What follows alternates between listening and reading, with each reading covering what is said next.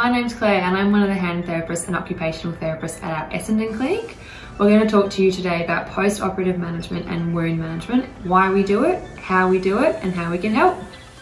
Here at Melbourne Hand Rehab, we aim to ensure that all of our post-operative patients are well looked after in order to achieve appropriate wound healing and to facilitate return to function as soon as possible. As a part of your hand therapy, we take care of the skin, wounds, dressings, as well as the joints, muscles, through massage, guided movements and exercises. After the first few visits, we start to plan ahead for your return to things that you do in your regular day-to-day life. You may not be able to get back to everything right away, but we make sure that all the planning happens early to make sure you get back as soon as possible.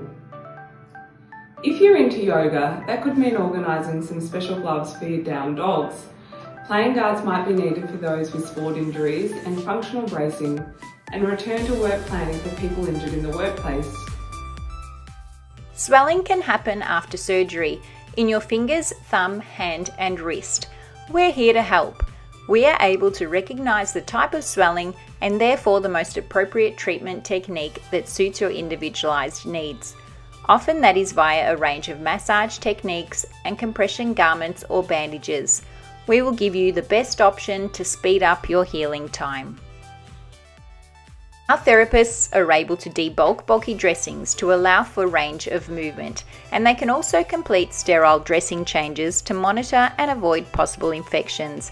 If an infection is present, we will send you off to your general practitioner to ensure you receive the correct antibiotics.